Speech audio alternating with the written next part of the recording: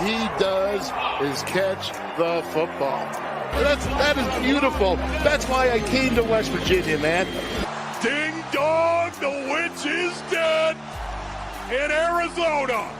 It's a totally energized Heinz Field, the power of the Renegade song. The backyard brawl, man, against Pitt. Look at that. Oh, there's Ron Wolfley. Wow!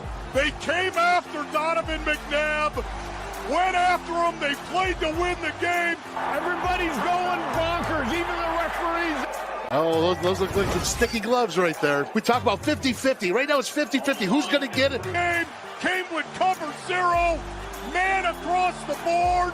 Pick up a flag because, hey, and then with the Renegade song, even flags don't count. They're going to get an Italian army behind them right there, just like Franco Harris. My goodness, that is pure guts. Give me a pepperoni roll, man.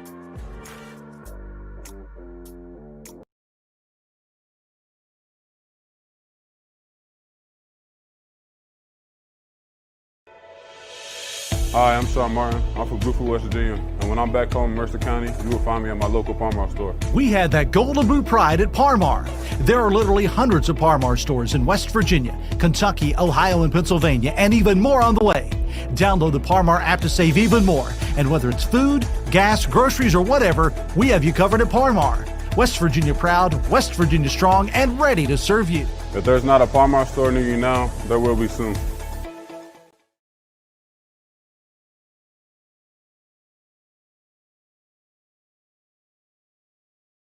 Hello, and welcome to the Three Wolves of Football with eldest brother Craig, middle brother Ronnie, and myself, Dale, the youngest. But welcome, and we thank you for joining the Three Wolves of Football, the boys from Orchard Park. Have the thing that we've been doing is it the stupid brother of the week? Is it did you really do that? Is it the mulligan? Right, it keeps changing each and every week, and I kind of like that because I like the flow of it. So this week, it is not Stupid Brother Week. Pony, you're just going to be so happy. This is not Stupid Brother Week. But, Derry, this is, mulligan time. Last week for fun, I put on Dick Butkus, and at the end, and he was taunting a player of the opposition after he got an interception. And you went on to say about Dick Butkus and blah, blah, blah. But the main thing I'm getting to is you talked about Ray Mansfield, the old Ranger, right there, the center for the Steelers, and the heyday that he had against Dick Butkus and a certain story that he would tell. And I want to know, this is your mulligan. Are you going to double down on that against Ray Mansfield, against Dick Butkus, or are you going to choose to have a redo? I'm tripling down. I know that. The Ranger told me the story his own self, okay?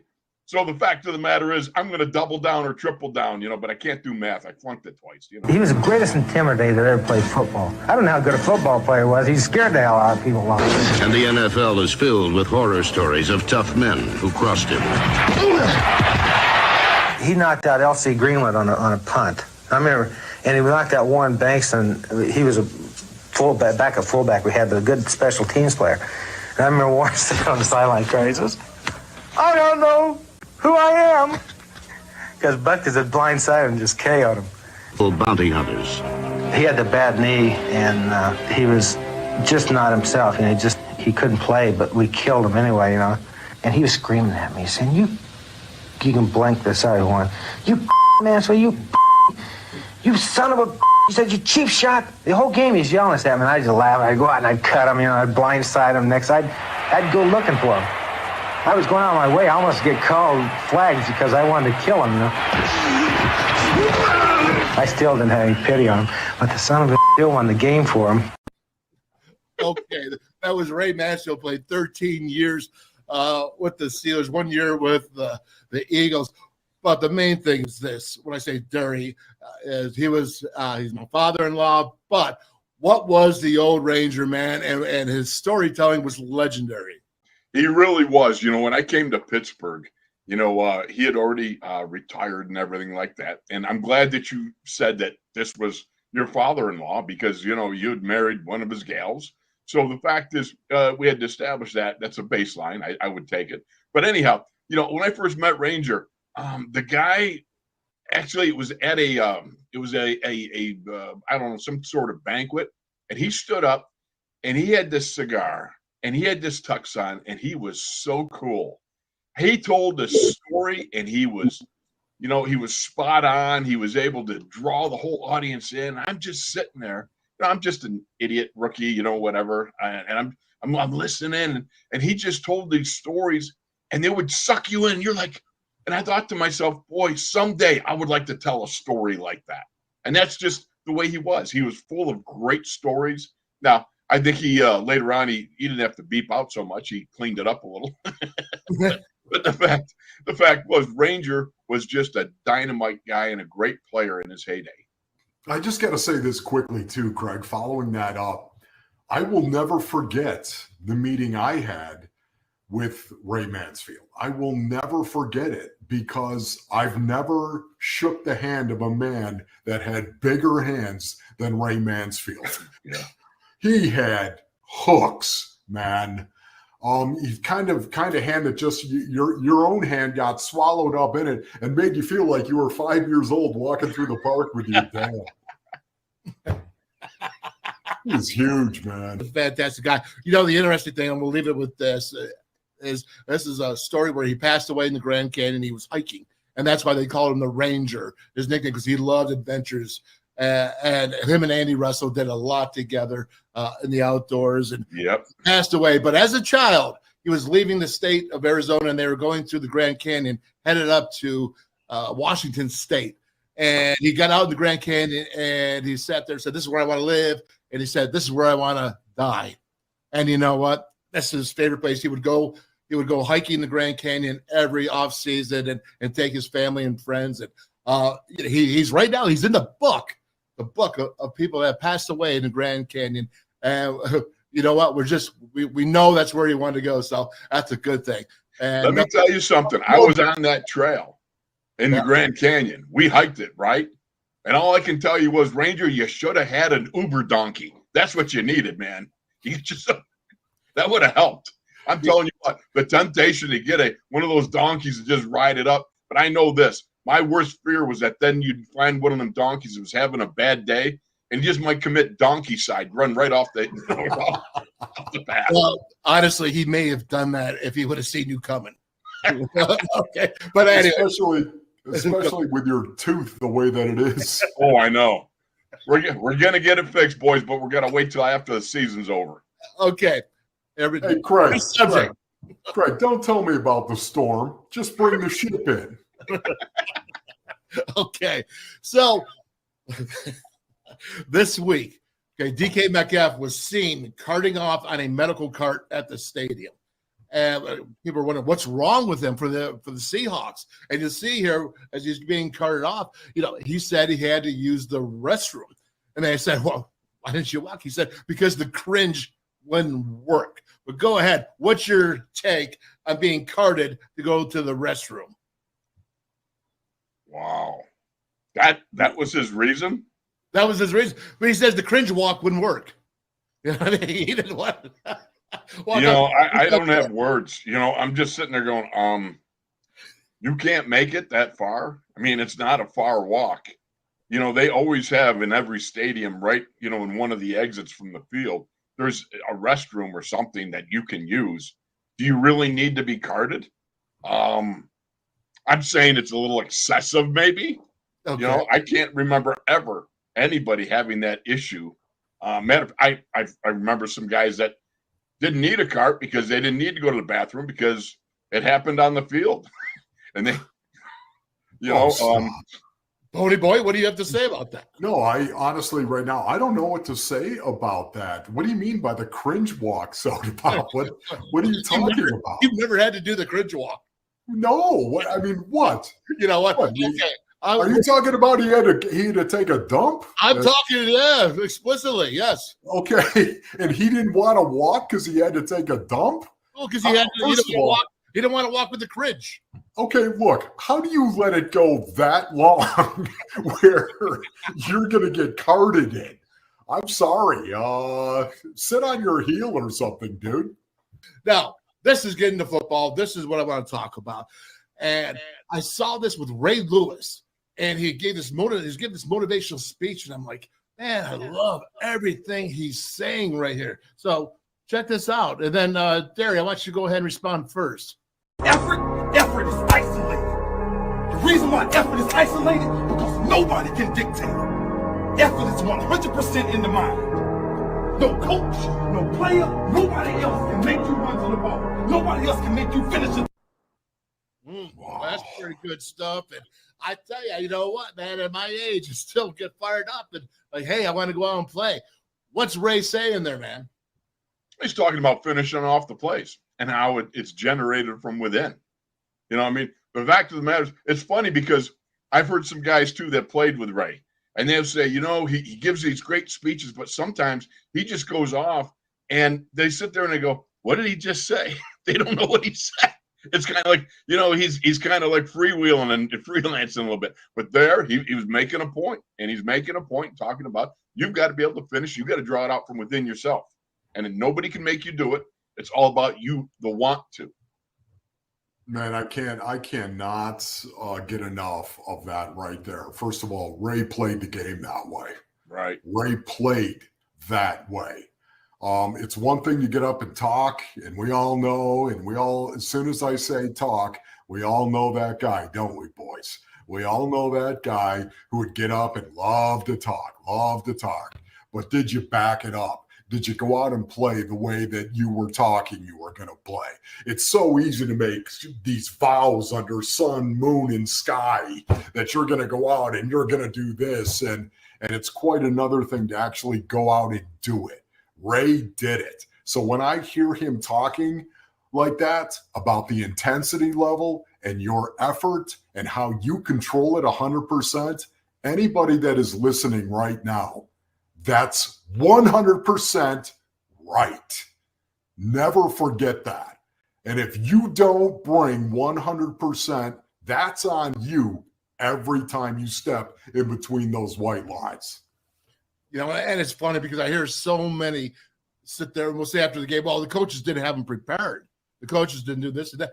No, they did not have themselves prepared, whether that's in high school, whether that's in college, or in the NFL, is you have to be your self-motivator, and that's the guy that can go around and talk about it because he did it.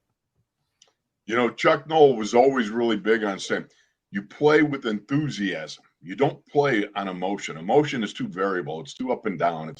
You bring your enthusiasm. It's self-generated. So that means you've got to prepare yourself throughout the week, mentally, physically, spiritually, emotionally, to be able to engage on Sunday when they kick the ball off. Because let's face it, that's an abnormal thing to do. You know, putting on a chin strap and a helmet and running into parked cars is abnormal, okay? But that's what we were born to do. We loved it. That was part and parcel of our DNA. You know, we had that football DNA. You go out and do it. And you see a guy like Ray Lewis, and he did it at the greatest, highest levels. But even Ray Lewis had his kryptonite. I remember a number of battles with Danny Kreider, the fullback from the Steelers, and Danny would go on those power ISO leads, and he and Ray just had some horrific crashes. I used to call it the Danny Kreider. I'd say Ray Lewis has just been cited with a rash, a Danny Kreider rash. It's on the front of him because those collisions were just unbelievable. Toughest position in the National Football League is fullback. Yeah. Oh, I knew you were going to say that. And linebackers doing it, safeties, you know, offensive linemen, it goes on and on, the story. But the next day, we're going to move from one Baltimore Raven to a current one, Lamar Jackson, and against Buffalo, because it was 4th and 2. Game was on the line. You have Lamar Jackson probably or closer. He could be the MVP of the NFL this year. Do you go with 4th and 2 or do you kick a field goal? Watch this. See him drop back. He's got to get the pressure. And guess what? That boy makes the interception. You know, go ahead. Buffalo goes down the field, and they kick a field goal to win. What do you do? Because people are like, man, do you go for it? You got the possible MVP right there, Lamar Jackson. You put in his hands, or do you trust your defense? Well, one thing for sure is John Harbaugh is one of those guys who goes by the statistical analysis. He's all about that and the percentages. And he referred something to it that the stats kind of backed them up on it. I don't know. I mean, to me, you always take points. When you're on the road, you might settle for a field goal, but when you're at home, you go for the touchdown. And the coach, I always look at it this way. Great coaches, they still coach by their gut at the epic moments. It's the gut instinct that carries them, that separates them from the also ran coaches. They still trust what they know, and they trust what their gut tells them. Hello, you play to win the game. I honestly, I love the fact that John Harbaugh said that dude is Lamar Jackson, and he's going to find a way somehow, some way to get that ball in, and we're going to win this game. That, for me, I got no problem. He banked on Lamar Jackson and that fourth down, and I'd do it again as well. Yeah, I was going to go with you in this one because I believe that, you haven't scored in the entire second half, and then your defense has given up all those points to Buffalo in the second half. So you really got to trust your defense at that point. And I'm just talking about this game. Now, let's not forget Miami a couple of weeks ago. They were way up on the Dolphins, and the defense, once again, let them down. So going for it with a Lamar Jackson in 2 yards in the shotgun, there's a lot of things that can happen. And I'm actually kind of surprised that he just didn't do a quarterback draw with him because, when you park that Red Sea, man, so many times especially right down there in the goal line, the red zone, it's wide open. But so because of all this that went down, the Bills went back and they kicked that field goal, and they could have scored a touchdown regardless. But this is what I saw, and this is what I don't like. And I just want, I don't believe that there's any part of this that I like in the new game of the NFL or football, period. You see Peters, the DB, going after Harbaugh on the sideline and, making a scene. You wouldn't do that to Chuck Noll. No. You know what I mean? You wouldn't do that to your coaches. I know you're handy. No, there's no way. And are we at the point, where are we at in culture-wise, where players are losing it and causing scenes? Harbaugh is probably one of the coolest dudes as a head coach there is in the NFL, at least by what I see and by perception. I don't know him very well or by any means. So, but again, where is the culture now that players can go ahead and make scenes and going after coaches? For me, it's totally changed. I mean, hello, Syracuse, right? I'll give you an example. I was when I got moved up from second team to first team my freshman year, I was also moved up from the second team extra point field goal to first team extra point field goal, naturally, right? So here I am in my first game starting. I think it was against the University of Maryland or something like that. And, I'm a freshman starting, it's a pretty big deal, right? So I come off the field when it's fourth down. And I'm getting my Gatorade and I'm standing over on the sidelines there. And I'm like going, yeah, boys, let me tell you what it's like out there, right? And all of a sudden I hear this, we're down a man. Who is it? And I'm looking around and I go, oh, is that guy in trouble? And all of a sudden I hear, Wolfley. It's like, no, I just remembered at that moment. I ran out. As I ran by Frank Maloney, he kicked me right in the rear end, right? I mean, he just hauled off and gave me a kick right in front of 50,000 people at Syracuse at Archbold. So after the game, Dad comes up, right? He goes, why'd he kick you? I go and I explain the story, and he goes, oh, he should have kicked it twice. Because I was not doing my job, and it's a different life or different culture now. You know what I mean? Yeah. Now it's a different deal. Well, the funny thing about that, Tony, let me hold off on this real quick is, you said 50,000. I don't remember ever a time of 50,000 people at Archibald Stadium. Really? Okay. Yeah. Well, it's like I told you, I flunked math twice. So go ahead, buddy. Go with your story on the culture. No, I was just going to say, listen, I love hard coaching. You guys know this. I love it. It's like a warm blanket to me on a cold winter's night to listen to a coach go out there and get after somebody, because you guys know as much as I do that when a coach really gets after you, for the most part, he sees a little something in you that he's trying to pull out of you. Coaches typically don't waste their breath with guys that they don't think have a chance of ever playing. John Harbaugh is one of the more intense coaches in the National Football League, in my opinion. And I hate the fact that suddenly you've got a guy that is ready to go after his coach because maybe his coach said something that was a little harsh. The player-coach relationship is starting to melt in the year 2022 of our Lord, and I do not like it, period.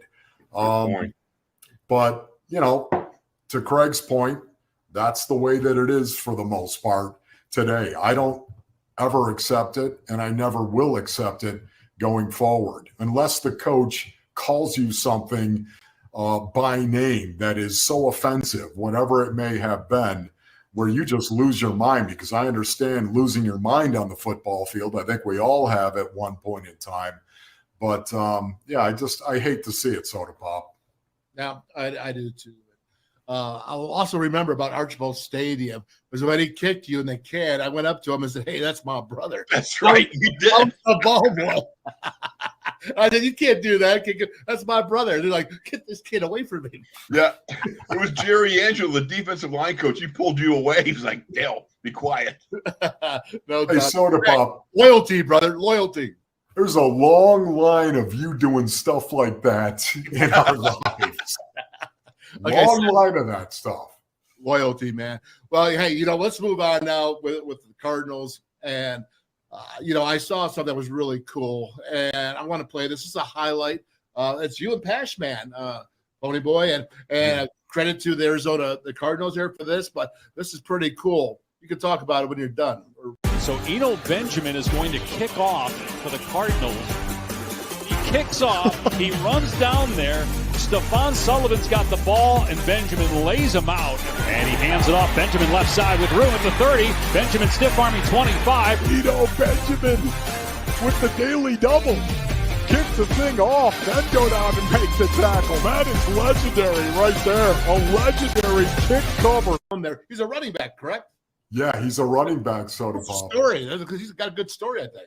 Yeah, no, it was incredible, man. All of a sudden you look down and Matt Prater had a hip flexor going into the game, and suddenly Prater wasn't out there, and you're like, look at that dude. He looks way more athletic than Prater, who's holding the ball. And it was Eno Benjamin, backup running back, of course, and Eno teed that thing up. And this is something that, as a former special teams player, and that's what I was, and I'm proud that I was. I loved it. It tapped into the very essence of the game of football, to move your frame with speed and collide into somebody. Just the collision was that's the game for the most part. And to see Eno kick the ball off and then run down the field like a madman and make the tackle, you never see that in the NFL. And you may never see that again in the NFL unless it's a backup kicker.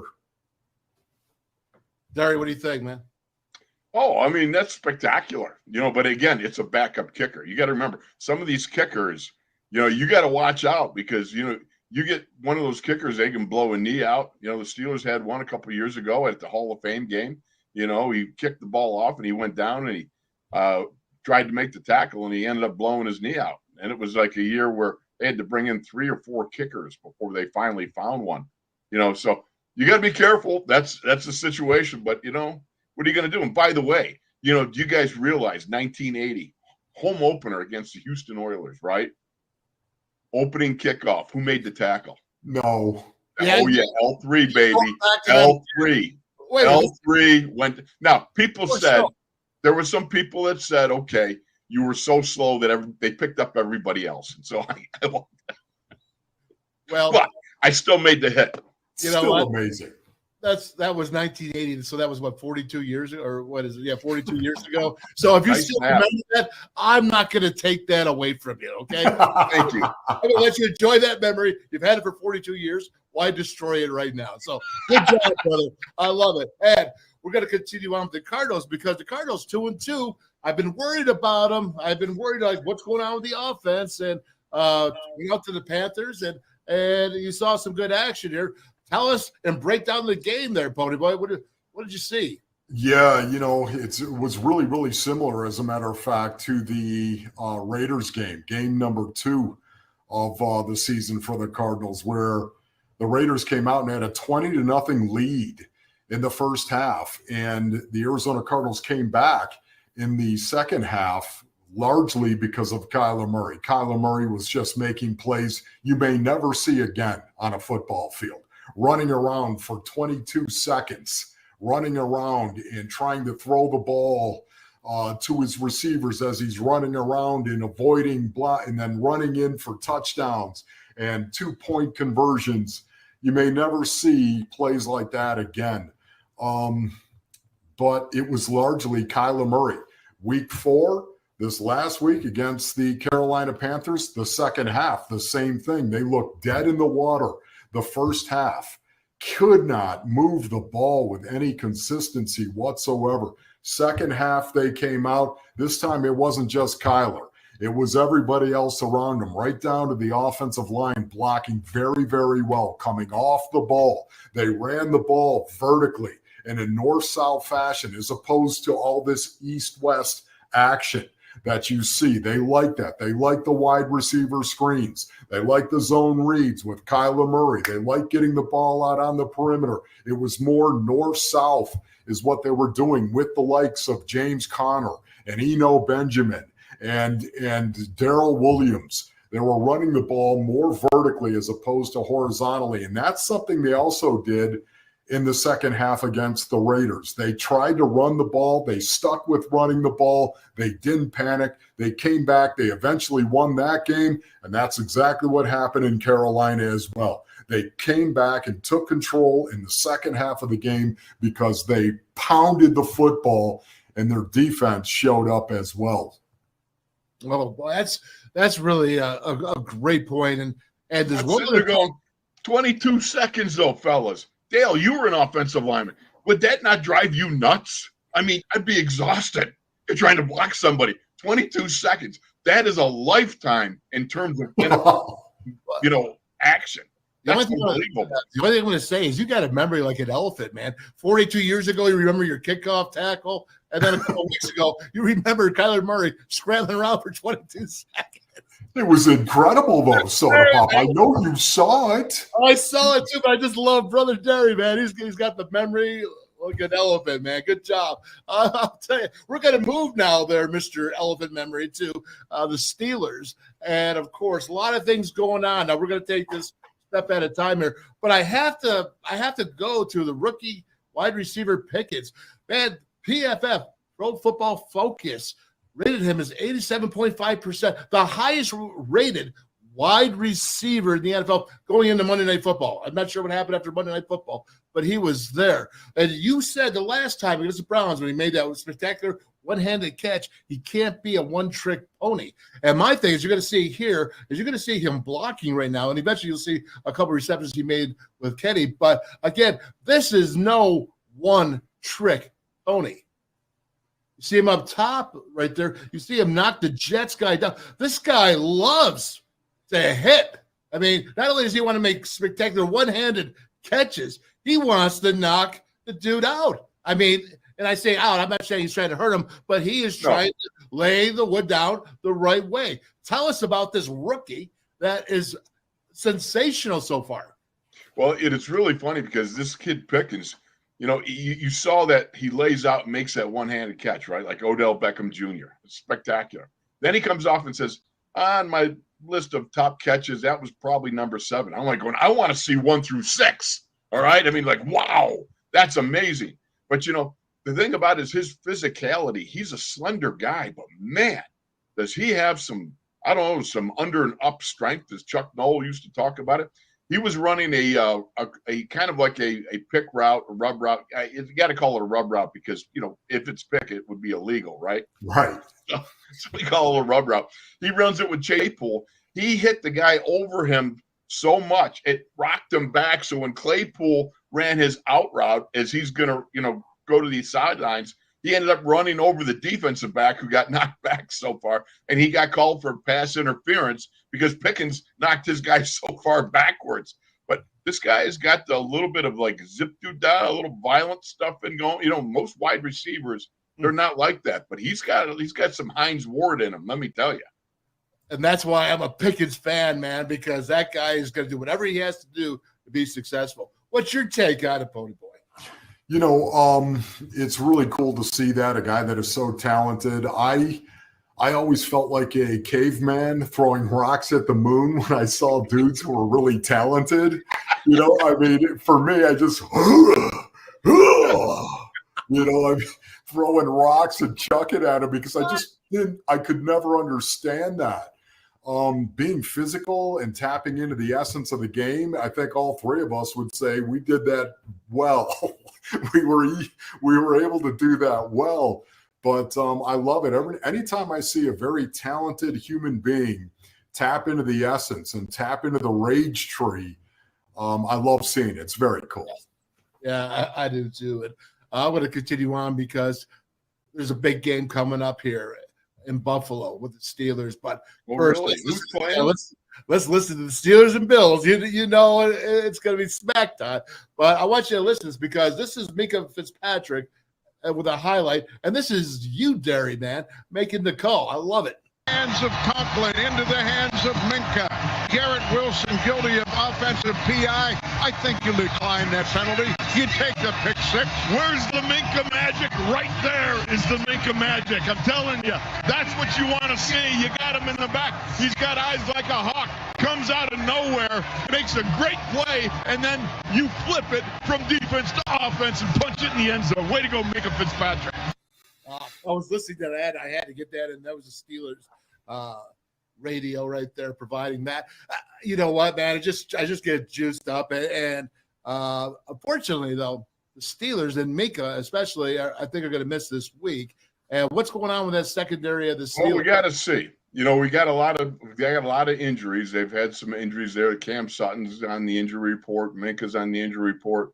A couple other guys are, and basically the secondary, is on the injury report. So we'll see how this will play out. But you go into Buffalo, you're going into one of the most hostile environments you could possibly encounter in the National Football League. I remember all the way back to 41 years ago, I think it was, my rookie or second year in the league. And I will never forget playing at what was then Rich Stadium and now Highmark. And I was coming off the field. And as we're coming off the field to go up the walkway, up to the locker room, we're coming off the field. My line coach comes over and goes, "Wow," he says, "You're from here. You grew up 2.5 miles." I go, I thought you were really popular with the fans. I go, "Oh yeah, they love me." They're like spitting at me as we're walking up the tunnel. They're giving me the Hawaiian good luck charm. You're number one, that sort of thing. They're throwing things, paper things, and they can hear them going, "Wolfley, what's the matter with you? What? You don't want to play for Buffalo?" I'm like, "Did you ever hear of the draft?" There's a draft thing, So it was funny, but it's one of those things. It was great. It was just so much fun to come home and play ball in that stadium that we grew up watching as young guys.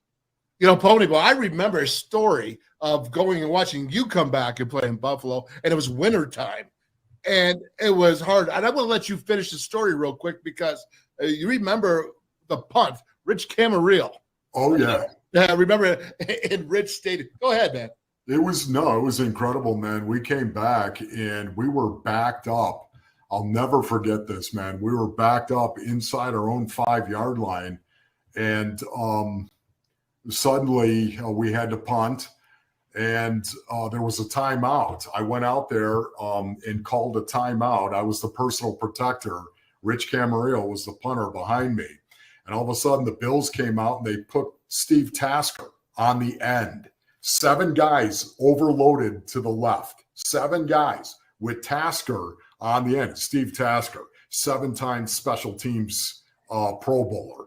This guy block punts. He did everything. He changed games. That's how good Taz was. He changed the outcome of games. I changed face masks. He changed games.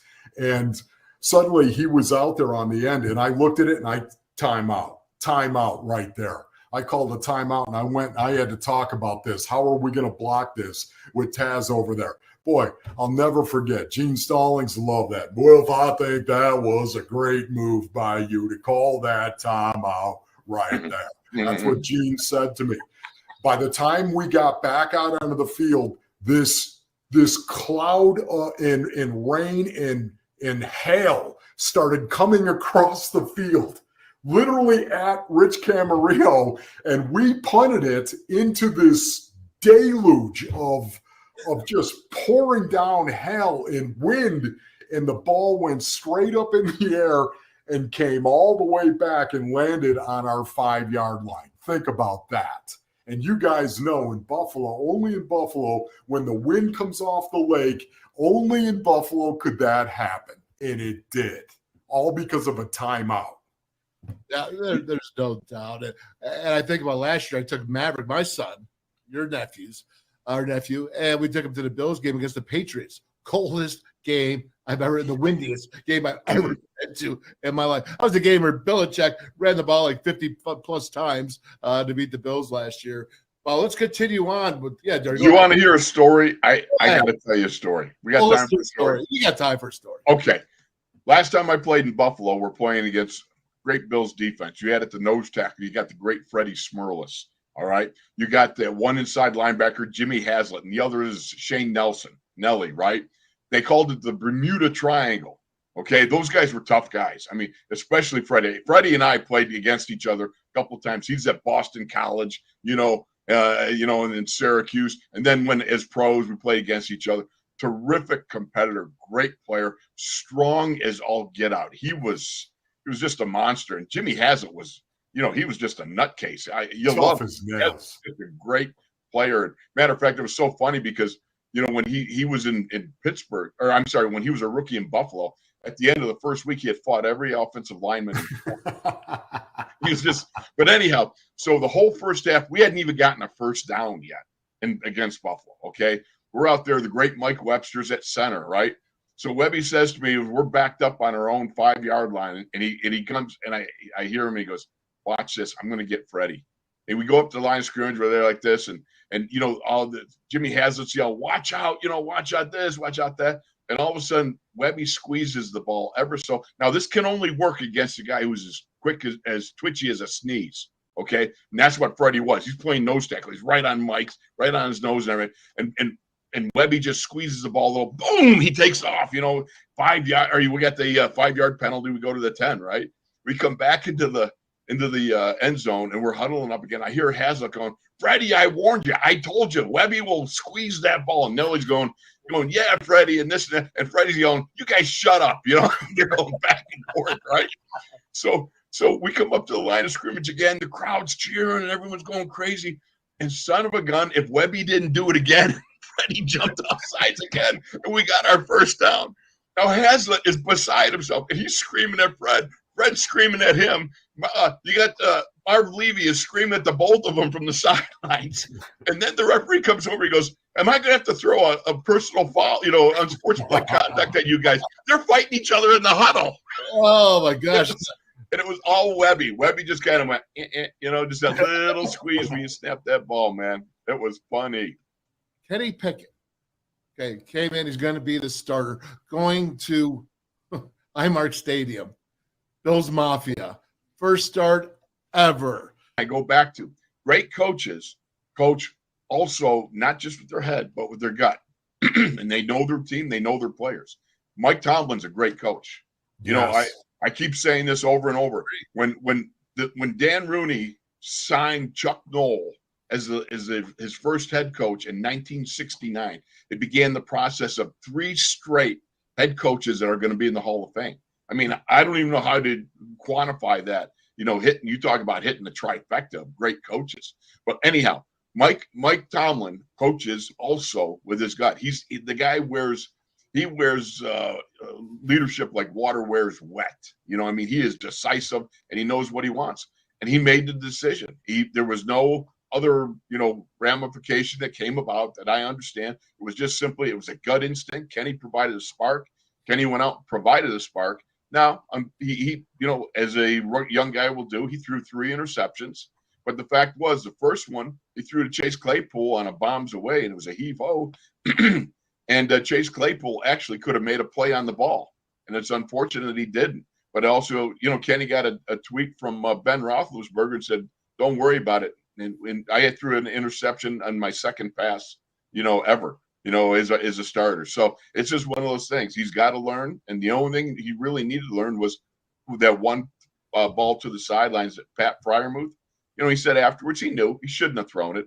He had a third down working, and he threw a 50-50 ball, which really was 50% of them wanted to throw it out of bounds, and 50% of them wanted to make a play. And you get in between that, and you get the interception. That's the problem. But Kenny's got a lot of upside, man. He is something.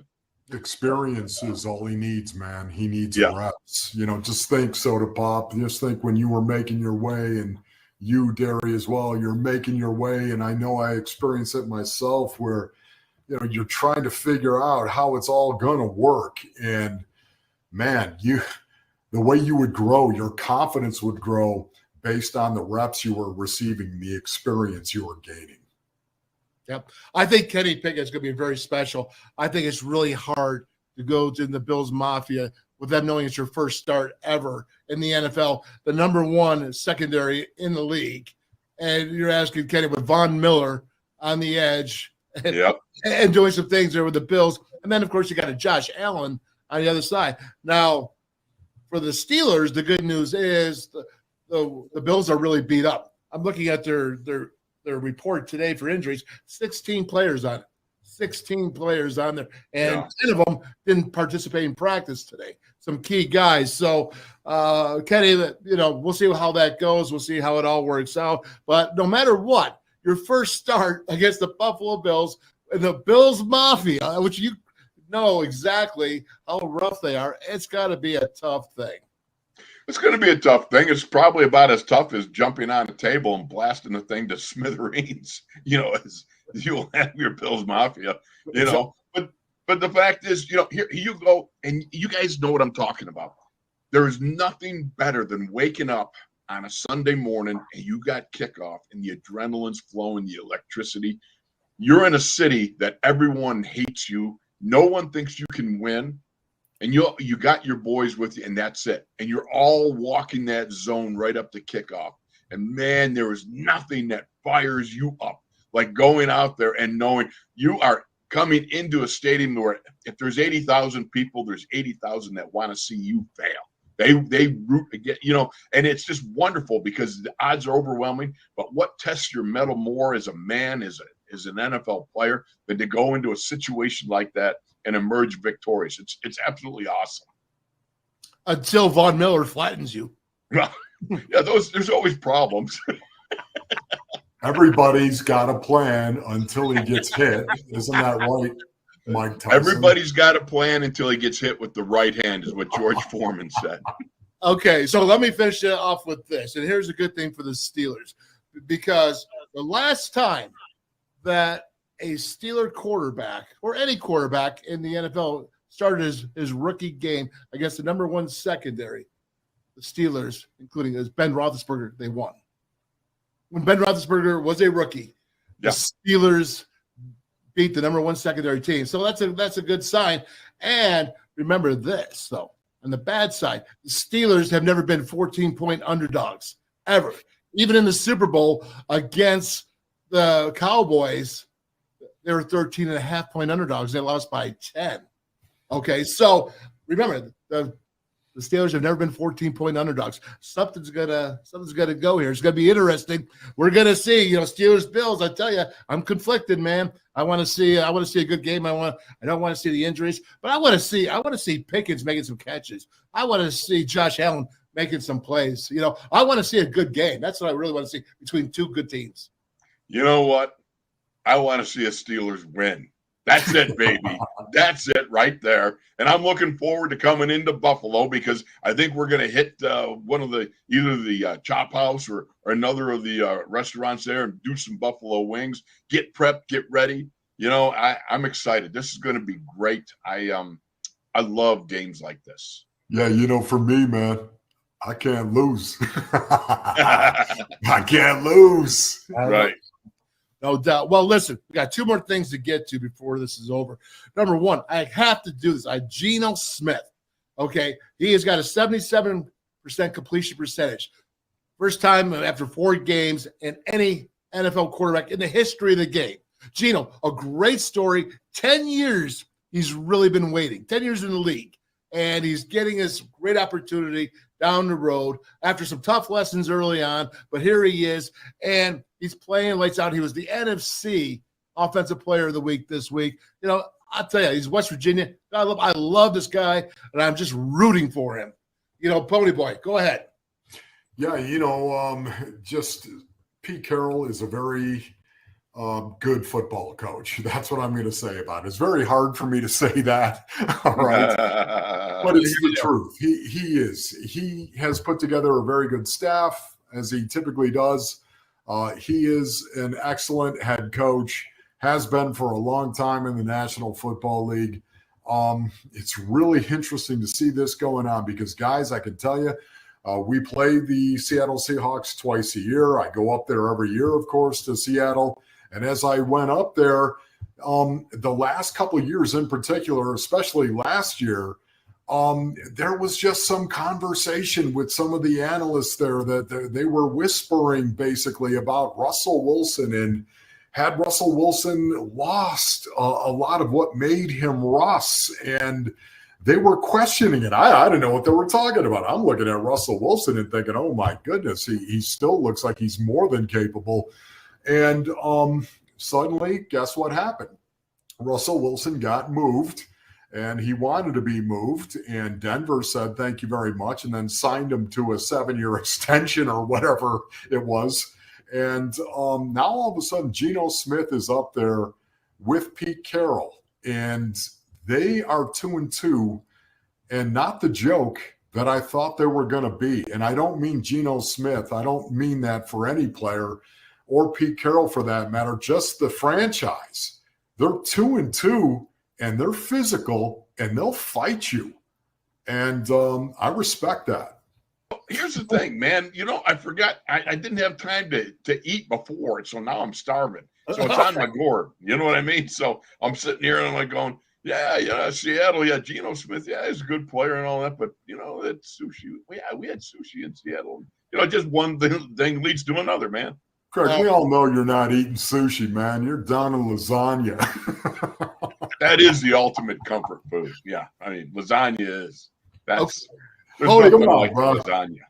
Anyway, all right, quick breakdown. You got the Eagles coming in this week. Big game. They're playing Jalen Hurts. Lights out. The team is tough. What do the Cardinals got to do to win? Yeah, they got to be able to run the ball. The Cardinals have to run the ball and hopefully do it in a very physical kind of way because that's the one weakness I see with the Philadelphia Eagles. They're number 25, as a matter of fact, in the league in yards per carry allowed. Yes, number 25 in the league. They're giving up 5 yards a carry. Imagine that. They're 25. And yet here they are, 5 yards a carry. Who's worse than that? I mean, there's a lot of teams that are struggling out there, but that's the only area I see them struggle is the fact that they're having a hard time stopping the run. They line up and they come with a solid look. They'll cover the 3 interior offensive linemen with 2 outside linebackers off the edge and 1 linebacker, a Mike backer stacked over the solid front that they give you. And they play pass coverage, man. They come after you, but they're having a hard time with the run. And if the Arizona Cardinals can actually line up and hammer the box, man, in a north-south way, like what they did in the second half against Carolina, I think they have a chance to pull an upset. If they don't do that, I don't see a path of victory for this team because Jalen Hurts in that offense is electric, guys, on fire.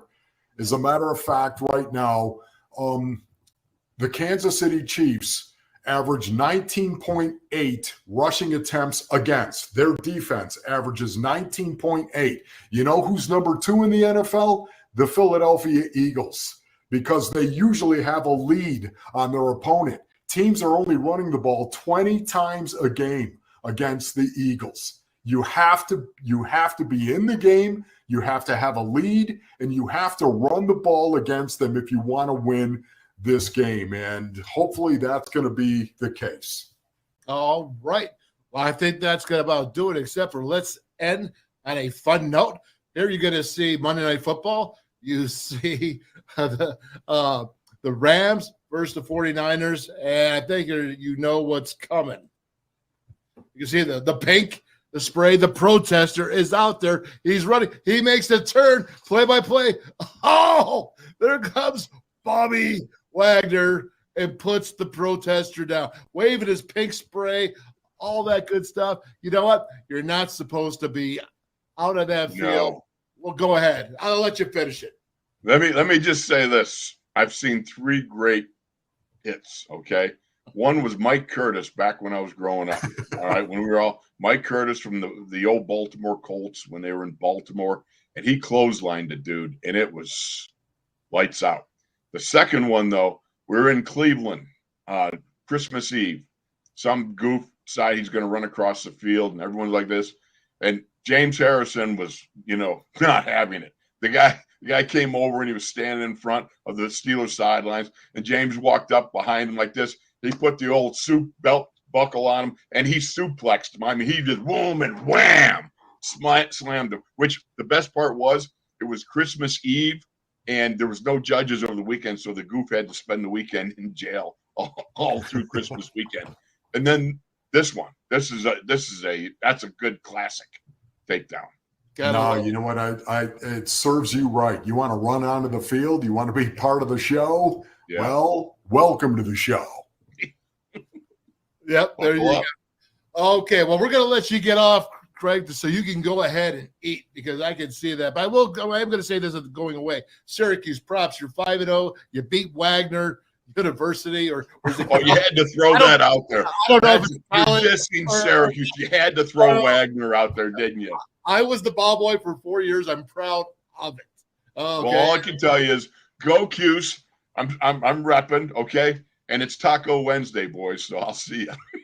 Okay.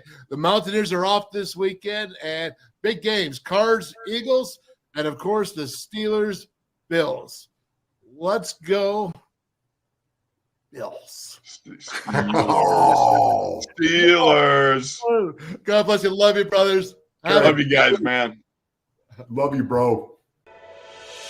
Hi, my name's Zach Frazier, and I'm from Fairmont, West Virginia. And when I'm back at home in Fairmont, you'll find me at my local Parmar store. We had that Golden Boot pride at Parmar. There are literally hundreds of Parmar stores in West Virginia, Kentucky, Ohio, and Pennsylvania, and even more on the way. Download the Parmar app to save even more. And whether it's food, gas, groceries, or whatever, we have you covered at Parmar. West Virginia proud and ready to serve you. If there's not a Parmar store near you now, there will be soon.